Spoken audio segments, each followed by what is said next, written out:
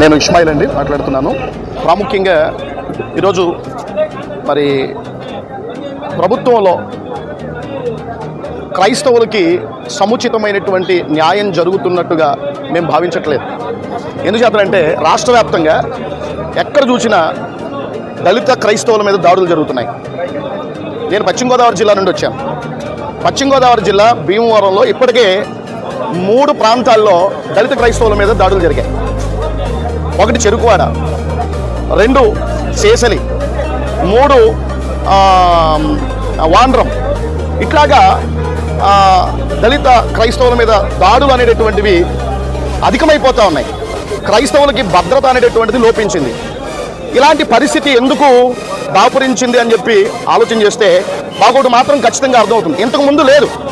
ఇంతకుముందు గత ప్రభుత్వంలో కానీ అంతకుముందు మరి చంద్రబాబు నాయుడు గారు గవర్నమెంట్లో ఇలాంటి పరిస్థితి లేదు. ఇప్పుడు కూటమి ప్రభుత్వం వచ్చిన తర్వాత ఒక రకమైనటువంటి విద్వేషాలు సమాజంలో రెచ్చగొట్టేటటువంటి వ్యాఖ్యలు కొంతమంది ప్రజాప్రతినిధులు రాజ్యాంగబద్ధమైనటువంటి పదవుల్లో ఉండి వాళ్ళు చేస్తున్నటువంటి వ్యాఖ్యలు అన్నదమ్ముల్లాగా కలిసిమెలిసి జీవిస్తున్నటువంటి ప్రజల మధ్య మరి ద్వేషాలు, అదేవిధంగా మత విద్వేషాలు రెచ్చగొట్టడానికి ఆ వ్యాఖ్యలు ఉపకరిస్తున్నాయనేటటువంటి విషయం అయితే మేము గట్టిగా నమ్ముతున్నాం.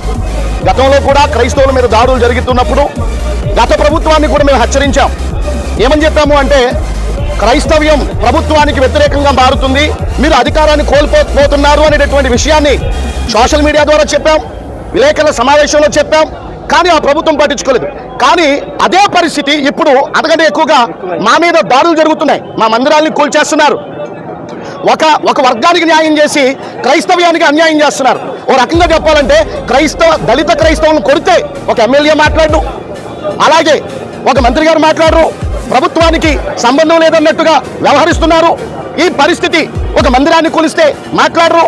కానీ ఏదైనా ఒక పాస్టర్ మీద ఒక చిన్న ఎలిగేషన్ వస్తే మాత్రం మరి అది చాలా పెద్ద భూతద్దంలో పెట్టి చూపించి మరి చాలా బాధను కలిగించేటటువంటి విధంగా క్రైస్తవ్యాన్ని అభాషపాలు చేయాలనేటటువంటి ఆలోచనతో ప్రభుత్వాలు ముందుకెళ్తున్నట్టుగా మాకు అనిపిస్తూ ఉన్నాయి.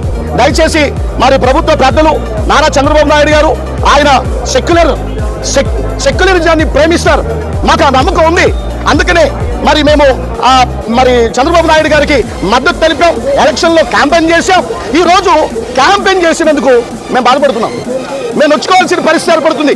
మా మనోభావాల్ని దెబ్బతీసేటటువంటి విధంగా, మా ఆత్మగౌరవాన్ని దెబ్బతీసేటటువంటి విధంగా కొంతమంది యొక్క ఆలోచనలు మరి ఈరోజు క్రైస్తవం మీద జరుగుతున్నటువంటి దాడిని బట్టి మేము చాలా బాధపడుతూ ఉన్నాం. కాబట్టి ఖచ్చితంగా చంద్రబాబు నాయుడు గారు ఈ విషయం మీద దృష్టి పెట్టాలి.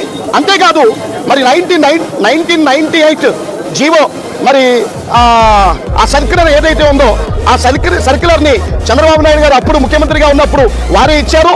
ఈరోజు ఆ సర్క్యులర్ని ఆధారంగా చేసుకునే మా మీద దాడులు జరుగుతున్నాయి.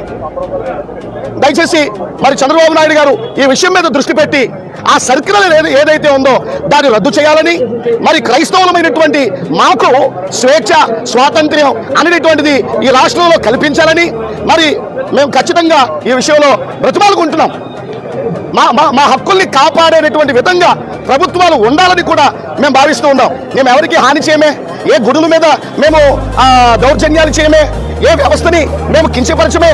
అలాంటిది శాంతియుతంగా ఈ దేశ అభివృద్ధిలో, ఈ దేశ మరి మనుగడలో, మరి విద్యారంగంలో కానీ, హాస్పిటల్ రంగంలో కానీ, సేవా రంగంలో కానీ అన్ని రంగాల్లో క్రిస్టియన్స్ ఎంత మంచి సేవ అందించారు, ఈ దేశ అభివృద్ధిలో సేవ అందించారు, ఈ రాష్ట్ర అభివృద్ధిలో సేవ అందించారు. అలాంటి మా మీద దాడులు జరగడం అనేటటువంటిది ఖచ్చితంగా మేము తీవ్రంగా దీన్ని పరిగణిస్తున్నాం.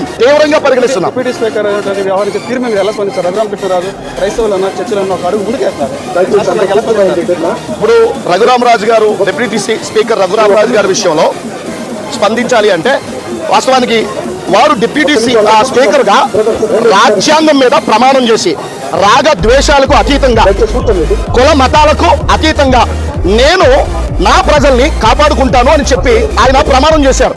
కానీ ఈరోజు మరి నియోజకవర్గంలో దళిత క్రైస్తవుల పట్ల ఖచ్చితంగా వివక్ష చూపుతున్నారు అనేటటువంటిది